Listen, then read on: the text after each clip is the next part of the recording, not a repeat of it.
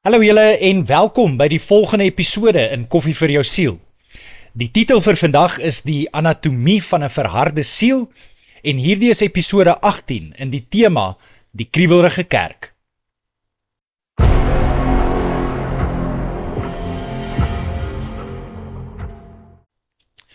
Onthou jy die spesifieke oomblik toe die wêreld sy towerkrag vir jou verloor het?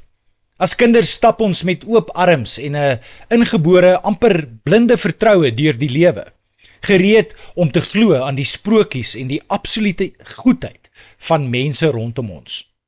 Maar die skool van die lewe is dikwels meedoenloos.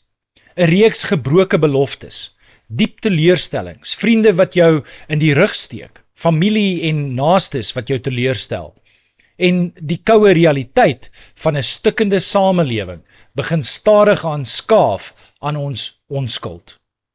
Om onsself teen verdere pyn te beskerm, smee ons subtiel 'n onsigbare skild om ons harte, genaamd sinisme. Dit word die amptelike handleiding vir volwassenheid, 'n afgemate negativiteit wat weier om weer te glo, te hoop of te vertrou. Hierdie kanker van die siel het die verblindende kenmerk van ons generasie geword. Ons leef in 'n era van rookskerms waar ons vooraf aanvaar dat alles agter die skerm 'n front of 'n bedrogspel is. Die werklike tragedie is egter dat die hongerstikkende wêreld na die kerk kyk en na dit toegedraai het op soek na iets wat eg is, net om presies dieselfde fasade daar ook te vind. Wanneer die unieke lig van die gelowige weggesteek word agter institusionele skandale en louwarm kompromieë, laat ons die wêreld in 'n totale staat van hopeloosheid agter. Ons daaglikse roeping is nie om saam met die skare die skouers in gelatenheid op te trek nie, maar om die kettings van hierdie kollektiewe sinisme te breek deur 'n lewe van radikale, verbasende integriteit. Die sleutelvers vir vandag kom uit Matteus 5 vers 16. Laat julle lig so voor die mense skyn, dat hulle julle goeie werke kan sien en julle Vader wat in die hemel is, verheerlik. Die oordenking vir vandag, die teenmiddel vir 'n sielskanker. Sinisme is nie bloot 'n slegte bui of 'n pessimistiese uitkyk nie. Dit is 'n diep, invretende sielskanker wat sy brandstof uitsluitlik uit teleurstelling kry. Die reis vanaf 'n idealistiese kindertyd na volwassenheid is in die moderne wêreld byna altyd 'n afwaartse kurwe na wantroue. So sonde en goddeloosheid op die aarde toeneem, aanskou ons die presiese vervulling van Jesus se profesie dat die liefde van die meeste mense koud sal word. Ons leef vandag te midde van 'n geslag wat die mees gehawende, gekneusde en wêreldmoe siele in die geskiedenis is. Mense wat glo dat niks meer objektief of konkreet is nie en dat almal op die ou end 'n prys het waarvoor hulle gekoop kan word. Hierdie epidemie van wantroue word daagliks aangevuur deur die media.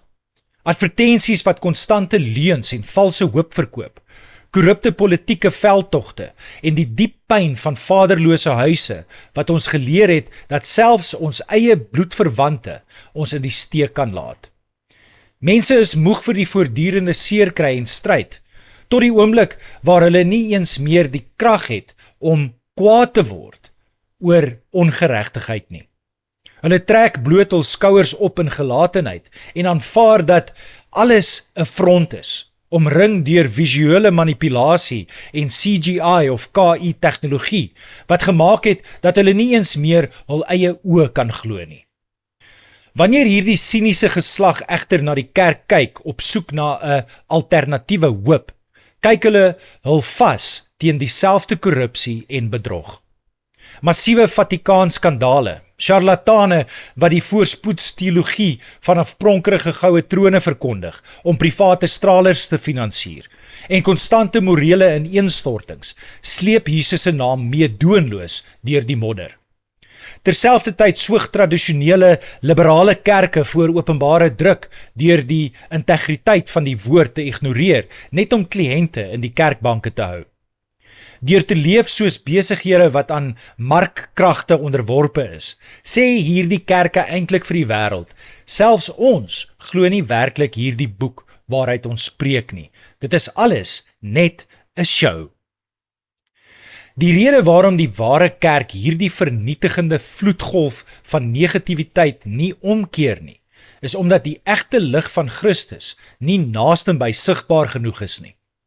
Jesus het ons geroep om 'n stad op 'n berg en 'n lamp op 'n staander te wees, nie om ons getuienis onder die emmer van gemak of vrees weg te steek nie. As skynheiligheid mense van God af wegdraai, is absolute onwrikbare integriteit die enigste krag wat mense weer na hom toe kan trek. Ons goeie dade moet so helder te midde van die duisternis uitstraal, dat dit onmoontlik word om ons te ignoreer, sodat ons die kykende wêreld kan wys dat mense van substansie en morele moed wel nog bestaan.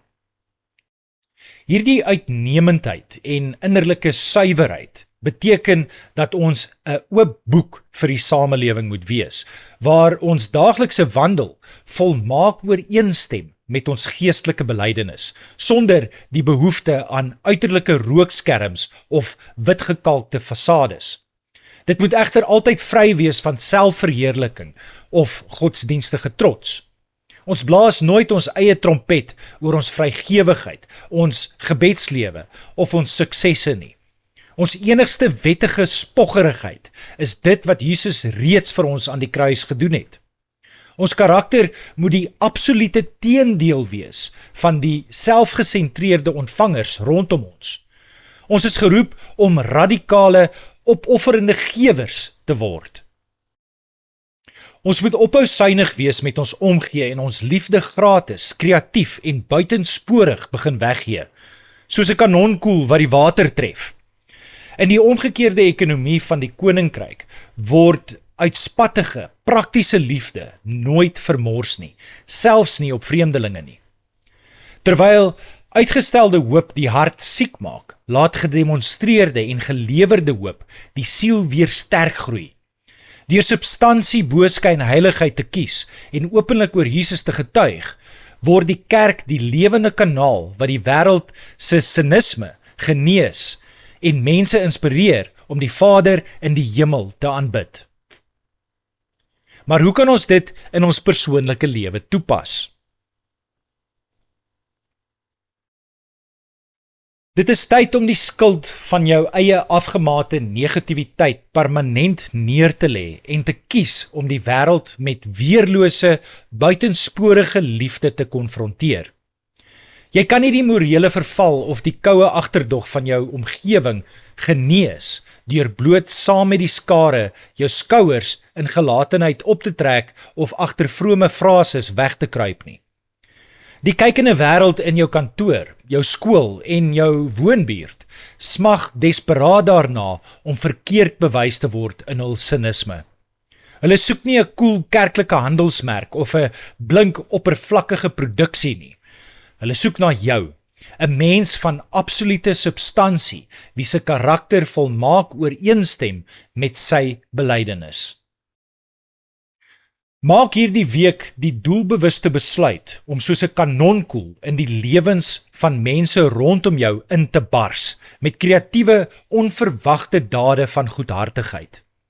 Hou op om jou omgee uit te meet met 'n skewe teelepel uit vrees dat dit misbruik of vermors sal word. As iemand in jou dampkring 'n swaar dag beleef, wees die een wat warm brood en regte botter bring, nie die margarien van afgewaterde voorstelle nie.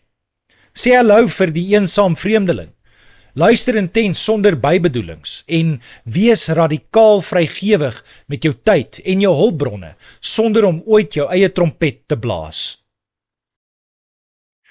Wanneer jy kies om 'n oop boek te wees wat reinheid bo persoonlike gewin stel, word jou lewe 'n onweerstaanbare getuienis van God se onwrikbare hoop. Jy sal ontdek hoe die sielskanker van sinisme in jou eie binneste begin wegsmelt die oomblik wanneer jy 'n aktiewe, praktiese kanaal van sy lewende liefde word. Moenie toelaat dat jou lig onder die emmer van vrees of gemak weggesteek bly nie. Laat jou goeie dade so skitterend skyn, dat die mense wat jou fyn dophou, geen ander keuse het, as om die Vader in die hemel te verheerlik nie. Kom ons bid saam. Heer Jesus, ek bely dat die koue gees van hierdie siniese generasie ook my eie siel begin infiltreer het. Ek het so gewoond geraak aan die leuns, die skandale en die rookskerms in die politiek, die media en selfs binne godsdienstige instellings, dat ek my eie hart teen pyn begin beskerm het deur ander mense konstant te wantrou. Vergewe my waar ek my skuld van negativiteit opgetel het en toegelaat het dat my eie liefde teenoor 'n stikkende wêreld koud geword het. Ek weier om langer my skouers in gelatenheid op te trek en te aanvaar dat niks meer eg of betroubaar is nie. Vervang my harde, agterdogtige hart met die radikale, deurdringende reinheid van u Heilige Gees. Ek bid dat u my lewe sal omskep in 'n oop boek van absolute integriteit en substansie, waar my daaglikse optrede my belydenis weerspieël, sonder enige valse uiterlike rookskerms. Skenk my die morele moed om suiwerheid bo persoonlike gewin te stel en gee my die vrymoedigheid om my liefde standvastig, kreatief en onvoorwaardelik te begin weggee aan diegene wat gekneus, gehavend en wêreldmoeg langs die pad van die lewe lê. Laat my lig so helder, deursigtig en onmiskenbaar in die duisternis skyn, dat dit die sielskanker van sinisme rondom my sal begin genees. Ek wil 'n lewende kanaal van egte gedemonstreerde hoop wees, wat die kykende wêreld herinner aan u onwrikbare getrouheid. Help my om nooit my eie trompet te blaas of na menslike eer te soek nie, maar om slegs te roem in die magtige verlossing van Jesus Christus, sodat mense deur my dade geïnspireer sal word om u naam te verheerlik. In die liefdevolle naam bid ek dit. Amen. Ons kan ook verder uit die skrif leer om ons meer te bemoedig in vandag se oordeenking. Die eerste vers kom uit Titus 2 vers 7 tot 8. In alles moet jy self vir hulle 'n voorbeeld stel van goeie werk, suiwerheid in die leer, waardigheid in gedrag, gesonde en onaanvegbare prediking. Dan sal elke teenstander in die verleentheid kom dat hy niks slegs van ons sal kan sê nie. Hierdie vermaning weerspieël die absolute noodsaaklikheid van persoonlike integriteit wat in die oordeenking geëis word, om die wêreld se wantroue te werk. Dit herinner ons daaraan dat ons woorde en leringe kragteloos is as dit nie gerugsteun word deur 'n tasbare, deursigtige lewenswyse wat as 'n onbetwisbare voorbeeld vir ander dien nie. Deur eerlikheid en erns te vereis, daag hierdie teks ons uit om alle uiterlike fasades en rookskerms af te gooi, sodat die kykende wêreld die egtheid van Christus in ons kan aanskou. Die volgende vers kom uit Romeine 12 vers 9. Die liefde moet opreg wees, verafskuw wat sleg is en hou vas aan wat goed is. Hierdie kragtige opdrag sny reg deur die skynheiligheid en die kunsmatige vertonings wat die oordeenking in die moderne samelewing en die kerkkultuur kritiseer.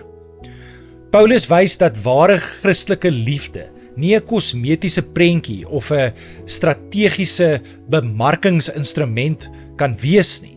Dit moet opreg, letterlik sonder maskers wees. Dit skakel perfek met die roeping om radikale, buitensporige liefde vrylik weg te gee, want dit is slegs deur ongetemperde, egte deernis dat die verharde vestings van sinisme in mense se harte afgebreek kan word. En dan die laaste vers kom uit 1 Petrus 2 vers 12. Gedra julle altyd goed onder die heidene, sodat al praat hulle kwaad van julle asof julle misdadigers is, hulle julle voorbeeldige lewe kan sien en God kan verheerlik op die dag van afrekening. Petrus lê hier die presiese missiestrategie bloot wat in die oordeenking beskryf word, om die wêreld se smallende negativiteit om te keer deur die onmiskenbare krag van ons dade. In 'n omgewing wat vooraf ingestel is om die kerk te bespot en as bedrogspel af te skryf vanweë charlatane en skandale, is ons daaglikse sigbare integriteit die enigste instrument wat die wêreld se argumente kan stilmaak. Dit verduidelik dat wanneer ons weier om ons lig weg te steek en ons goeie dade vreesloos laat skyn, ons die samelewing dwing om van lastering na die verheerliking van ons hemelse Vader te beweeg. Dankie dat jy na vandag se boodskap geluister het. Onthou om jou kommentaar op hierdie plasing te los en dit met soveel mense moontlik te deel. Mag jy 'n vreugdevolle dag hê, mag die Here jou seën. Ons gesels weer, tot volgende keer. Shalom, shalom.